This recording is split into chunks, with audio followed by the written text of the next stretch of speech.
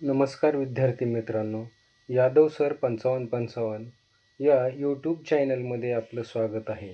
या यूट्यूब चॅनलमध्ये एज्युकेशन म्हणजेच शिक्षणासंदर्भातील व मोटिवेशन म्हणजे प्रेरणादायी असे अनेक व्हिडिओ आपल्याला पाहायला मिळतील. आज आपण मराठी या व्याकरणातील काळ पाहणार आहोत. काळ व त्याचे प्रकार आपण पाहूयात. काळ म्हणजे काय? तर क्रियापदाच्या रूपावरून क्रिया कोणत्या वेळी घडली किंवा घडणार आहे याचा बोध होतो त्याला काळ असे म्हणतात. म्हणजे जी काही क्रिया घडत आहे ती कोणत्या काळामध्ये घडत आहे यालाच आपण काळ म्हणतो. क्रिया वर्तमान, भूत किंवा भविष्यकाळ यापैकी कोणत्या काळात घडते हे दर्शवणाऱ्या क्रियेच्या रूपास काळ असे म्हणतात. आपण काळाचे मुख्य 3 प्रकार पाहणार आहोत. पहिला आहे वर्तमान काळ, दुसरा आहे भूतकाळ, तिसरा आहे भविष्यकाळ. तर या तिन्ही काळाचे आपण उपप्रकार सुद्धा पाहणार आहोत. वर्तमान काळ पहिला आहे. वर्तमान काळ म्हणजे काय? तर क्रिया कोणत्या वेळी घडते हे दर्शवण्यासाठी व्याकरणात काळ वापरला जातो. किंवा सध्या घडत असेल, नियमितपणे होत असेल किंवा चुकीची नुकतीच पूर्ण झाली असेल तर त्या क्रियेस वर्तमान काळ असे म्हणतात. त्यानंतर दुसरी व्याख्या पाहूयात. ज्या काळात क्रिया वर्तमान वेळेशी संबंधित असल्याचे समजते त्या काळाला वर्तमान काळ असे म्हणतात. आता उदाहरणाद्वारे आपण समजून घेऊयात. मी पुस्तक वाचतो. दुसरं उदाहरण आहे ती गाणे गाते. तिसरं उदाहरण आहे आम्ही शाळेत जातो. म्हणजे ही सर्व उदाहरणे जी आहेत ते वर्तमान काळाची आहेत. म्हणजेच क्रिया आता घडत आहेत, क्रिया चालू आहेत. वर्तमान काळाचे प्रकार 4 आहेत. त्यामध्ये पहिला आहे साधा वर्तमान काळ. तर साधा वर्तमान काळ म्हणजे काय? तर एखादी क्रिया नेहमी, नियमित किंवा सवयीने घडत असते त्या क्रियेला साधा वर्तमान काळ म्हणतात. उदाहरणे पाहूयात.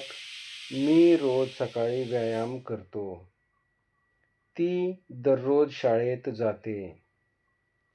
सूर्य पूर्वेला उगवतो. पुढचं उदाहरण आहे पक्षी आकाशात उडतात. पुढचं उदाहरण आहे शेतकरी शेतात काम करतो.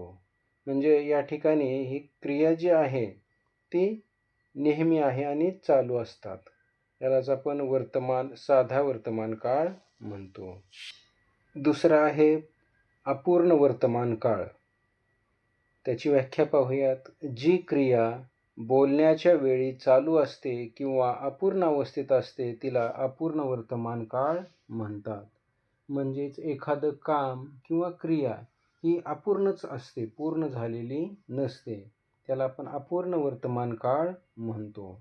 उदाहरणे पाहूयात. पहिलं उदाहरण मी पुस्तक वाचत आहे. म्हणजे या ठिकाणी वाचण्याची क्रिया जी आहे ते चालूच आहे, पूर्ण झालेली नाही. दुसरं उदाहरण आहे तो मैदानात क्रिकेट खेळतो. म्हणजे क्रिकेट खेळण्याची क्रिया चालूच आहे. तिसरं उदाहरण आहे तो स्वयंपाक करत आहे. ती स्वयंपाक करत आहे. म्हणजे स्वयंपाक करण्याची क्रिया चालूच आहे. मुले बागेत खेळत आहेत. म्हणजेच तिसरं आहे पूर्ण वर्तमान काळ. आता या व्याख्या पाहूयात पूर्ण वर्तमान काळाची. जी क्रिया पूर्ण झालेली असते परंतु तिचा संबंध वर्तमानाशी असतो तिला पूर्ण वर्तमान काळ म्हणतात. उदाहरण पाहूयात. मी गृहपाठ पूर्ण केला. म्हणजे या ठिकाणी क्रिया जी आहे ती पूर्ण झालेली आहे. म्हणजे गृहपाठ पूर्ण झालेला आहे. दुसरं उदाहरण पाहूयात. तिने पत्र लिहिले आहे. म्हणजे या ठिकाणी पत्र लिहिण्याचं काम पूर्ण झालेलं आहे. आम्ही जेवण केले आहे. म्हणजेच या ठिकाणी क्रिया पूर्ण झालेल्या आहेत. विद्यार्थ्यांनी प्रकल्प सादर केला आहे. त्यानंतर त्यांनी सामना जिंकला आहे, म्हणजे जो काही खेळ आहे तो पूर्णपणे त्यांनी जिंकलेला आहे. तर अशा पद्धतीची उदाहरणे पूर्ण वर्तमान काळात येतात. चौथा आहे रीती वर्तमान काळ. त्याची व्याख्या पाहूयात. जी क्रिया नेहमी, सवय, पद्धत किंवा रीती म्हणून घडत असते तिला रीती वर्तमान काळ म्हणतात. म्हणजे एखादी क्रिया नेहमी सतत घडत असते, दररोज घडते. तो रोज सकाळी फिरायला जात असतो, म्हणजे या ठिकाणी रोजची क्रिया चालू आहे फिरण्याची. ती वेळेवर अभ्यास करत असते, म्हणजे जो काही ठरलेला वेळ आहे तर त्या वेळेत ती अभ्यास करते. तिसरं उदाहरण आहे आम्ही सुट्टीत गावाला जात असतो, म्हणजे जेव्हा सुट्टी असेल त्यावेळेला आम्ही नेहमी गावाला जातो. पुढचं उदाहरण आहे शेतकरी पहाटे उठवून कामाला जात असतो. आणि शेवटचं उदाहरण आहे विद्यार्थी शाळेत प्रार्थना म्हणत असतात, म्हणजे विद्यार्थी दररोज प्रार्थना म्हणतात. ही सर्व रीती वर्तमान काळाची उदाहरणे आहेत. पुढे आहे भूतकाळ. ज्या काळातून क्रिया पूर्वी घडून गेलेली असते असे समजते त्याला आपण भूतकाळ म्हणतो. म्हणजे एखादं काम, क्रिया पूर्वी झालेली असते. त्याचे उदाहरण पाहूयात. मी शाळेत गेलो, म्हणजे ही क्रिया, शाळेत जाण्याची क्रिया पूर्ण झालेली आहे. तिने गाणे गायले, म्हणजे गाणे गाण्याचं काम पूर्ण झालेलं आहे. आम्ही अभ्यास केला, म्हणजे अभ्यास करण्याचं काम सुद्धा पूर्ण झालेलं आहे. भूतकाळाचे उपप्रकार. भूतकाळाचे उपप्रकार सुद्धा 4 आहेत. साधा भूतकाळ, अपूर्ण भूतकाळ, पूर्ण भूतकाळ, रीती भूतकाळ. तर आपण एक एक करून या भूतकाळाचे उपप्रकार पाहणार आहोत. पहिला आहे साधा भूतकाळ. ज्या क्रिया भूतकाळात घडून पूर्ण झालेल्या आहेत त्यांना साधा भूतकाळ म्हणतात. म्हणजे एखादी क्रिया जी आहे ती पूर्ण झालेली आहे, होऊन गेलेली आहे, त्याला साधा भूतकाळ म्हणतात. उदाहरण पाहूयात. मी गृहपाठ केला, म्हणजे क्रिया पूर्ण झालेली आहे. तिने पत्र लिहिले, लिहिण्याचं काम पूर्ण केलेलं आहे तिने, त्यामुळे तो साधा भूतकाळाचं उदाहरण आहे. आम्ही शाळेत गेलो, म्हणजे काल गेलो, परवा गेलो, आज गेलो, म्हणजे ही क्रिया पूर्ण झालेली आहे. मुलांनी खेळ खेळला, खेळण्याची सुद्धा क्रिया पूर्ण झालेली आहे. रामने आंबा खाल्ला, म्हणजे आंबा खाण्याची क्रिया सुद्धा पूर्ण झालेली आहे. तर ही पूर्ण साध्या भूतकाळाची उदाहरणे आहेत. दुसरं आहे अपूर्ण भूतकाळ. भूतकाळात एखादी क्रिया चालू होते किंवा अपूर्ण अवस्थेत होते हे दर्शवणाऱ्या काळाला अपूर्ण भूतकाळ म्हणतात. म्हणजे या अपूर्ण भूतकाळ म्हणजे क्रिया पूर्ण झालेली नाही. त्याची काही उदाहरणे पाहूयात. मी पुस्तक वाचत होतो, म्हणजे पुस्तक वाचण्याची क्रिया जी आहे ती पूर्ण झालेली नाही. ती गाणे गात होती, म्हणजे ती गाणं गात होती पण ती क्रिया पूर्ण झालेली नाही. आम्ही मैदानात खेळत होतो, म्हणजेच ज्या वेळेला मुलं खेळत होती मैदानात पण त्यांचा खेळ संपलेला नव्हता. विद्यार्थी अभ्यास करत होते, म्हणजे विद्यार्थ्याचा अभ्यास करणं हे चालूच होतं, हे पूर्ण झालेलं नाही. त्यामुळे याला आपण अपूर्ण भूतकाळाची उदाहरणे म्हणतो. तिसरं आहे पूर्ण भूतकाळ. भूतकाळातील एका क्रियेपूर्वी दुसरी क्रिया पूर्ण झालेली होती असे दर्शवणाऱ्या काळाला पूर्ण भूतकाळ म्हणतात. त्याची उदाहरणे पाहूया म्हणजे आपल्याला समजेल. मी शाळेत पोहोचण्यापूर्वीच बस निघून गेली, म्हणजे या ठिकाणी बस निघून गेलेली पूर्ण क्रिया झालेली, पण शाळेत कधी पोहोचण्यापूर्वीच ही क्रिया झालेली आहे. पाऊस सुरू होण्यापूर्वी आम्ही घरी पोहोचलो. घरी पोहोचलेले आहेत, पण कधी पोहोचलेत? पाऊस सुरू होण्यापूर्वी, म्हणजे या ठिकाणी पूर्ण भूतकाळाची उदाहरणे आहेत. शिक्षक येण्यापूर्वी विद्यार्थ्यांनी गृहपाठ पूर्ण केला होता. शिक्षक येत होते त्या अगोदरच गृहपाठ विद्यार्थ्यांनी पूर्ण केला आहे.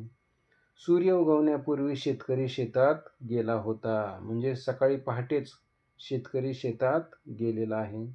सामना सुरू होण्यापूर्वी खेळाडू. चौथा आहे रीती भूतकाळ. भूतकाळात एखादी किंवा नेहमी सवयीने किंवा नियमित होत असे दर्शवणाऱ्या काळाला रीती भूतकाळ म्हणतात. म्हणजे त्या ठिकाणी एखादी नेहमी सतत घडणारी क्रिया आहे. मी लहानपणी रोज मैदानात खेळत असे. म्हणजे क्रिया झालेली आहे लहानपणी.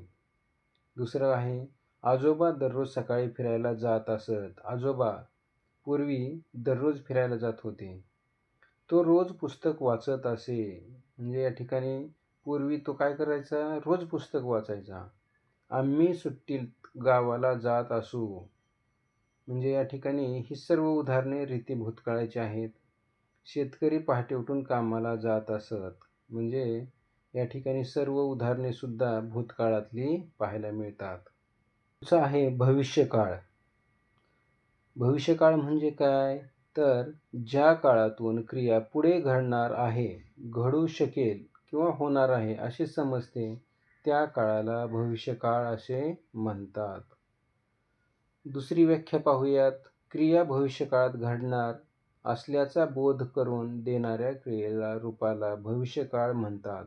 म्हणजेच एखादं काम, क्रिया पुढे घडणार आहे त्याला आपण भविष्यकाळ म्हणतो. उदाहरणे पाहूया म्हणजे आपल्याला समजेल.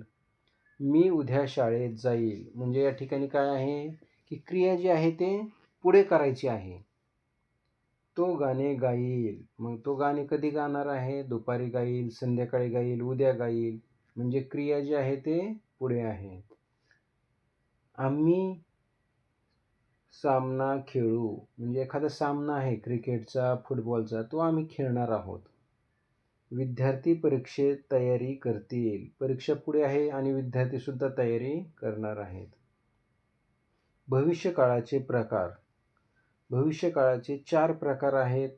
साधा भविष्यकाळ, अपूर्ण भविष्यकाळ, पूर्ण भविष्यकाळ, रीती भविष्यकाळ. तर आपण एक एक करून या भविष्यकाळाचे प्रकार पाहणार आहोत. पहिला आहे साधा भविष्यकाळ. पाहूयात आपण. ज्या काळातून क्रिया भविष्यात घडणार आहे असे स्पष्ट होते त्याला साधा भविष्यकाळ म्हणतात. म्हणजेच एखादी क्रिया भविष्यात घडणार आहे त्याला आपण साधा भविष्यकाळ म्हणतो. उदाहरण पाहूयात. मी उद्या बाजारात जाईल. म्हणजे या ठिकाणी क्रिया जी आहे ती नंतर होणार आहे. ती पुस्तक वाचेल. म्हणजे पुढे वाचणार आहे. दुपारी, संध्याकाळी कधीतरी वाचणार आहे. आम्ही सामना जिंकू. म्हणजे जेव्हा आम्ही खेळू सामना एखादा तेव्हा आम्ही जिंकूच. विद्यार्थी अभ्यास करतील. म्हणजे जे काही विद्यार्थी आहेत ते अभ्यास करणारच आहेत पुढे. शेतकरी उद्या शेतात काम करेल. म्हणजे शेतकरी जे आहे ते शेतात काम करणारच आहेत पुढे. यावरून आपल्याला समजेल की ही सर्व साध्या भविष्यकाळाची उदाहरणे आहेत. दुसरं आहे अपूर्ण भविष्यकाळ. व्याख्या पाहूयात. भविष्यात एखादी क्रिया चालू असेल किंवा सुरू असेल असे दर्शवणाऱ्या काळाला अपूर्ण भविष्यकाळ म्हणतात. म्हणजे एखादी क्रिया आहे, चालू आहे आणि त्याला दर्शवण्यात म्हणजे दाखवताना जी क्रिया असते त्याला आपण अपूर्ण भविष्यकाळ म्हणतो. म्हणजे पूर्ण क्रिया झालेली नाही. उदाहरणे पाहूयात. मी उद्या या वेळी अभ्यास करत असेल. म्हणजे या ठिकाणी काय आहे? क्रिया पूर्ण झालेली नाही. ती संध्याकाळी गाणे गात असेल. म्हणजे संध्याकाळच्या वेळेला गाणे गात असेल. ही क्रिया सुद्धा पूर्ण झालेली नाही. ही आहेत अपूर्ण भविष्यकाळाची उदाहरणे. तिसरं आहे पूर्ण भविष्यकाळ. त्याची व्याख्या पाहूयात. भविष्यात एखाद्या विशिष्ट वेळेपर्यंत क्रिया पूर्ण झालेली असेल असे दर्शवणाऱ्या काळाला पूर्ण भविष्यकाळ असे म्हणतात. उदाहरणे पाहूयात म्हणजे समजेल आपल्याला. मी उद्यापर्यंत गृहपाठ पूर्ण केला असेल.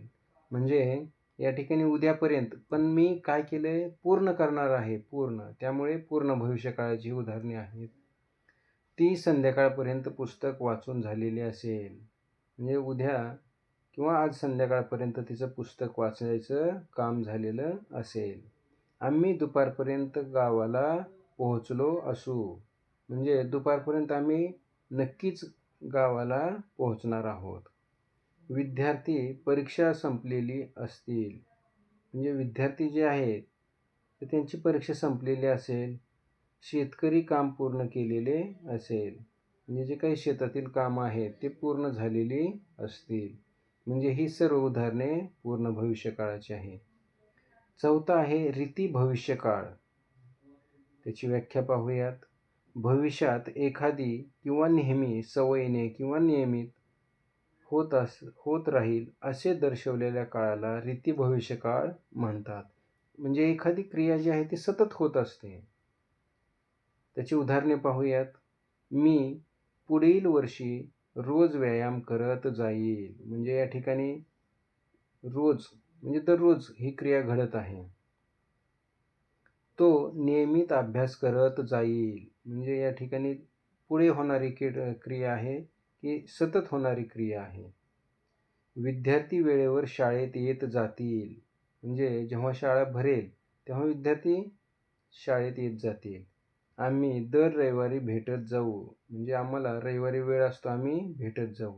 शेतकरी आधुनिक पद्धतीने शेती करत जातील. म्हणजे नवीन तंत्रज्ञानाच्या द्वारे शेती करत जातील. तर अशा पद्धतीने आपण काळ व काळाचे उपप्रकार पाहिलेत. हा व्हिडिओ आवडला असल्यास सर्वांनी या चॅनलला सबस्क्राईब करा, लाईक करा व आपल्या मित्रांना हा व्हिडिओ शेअर करा. यादव सर 5555.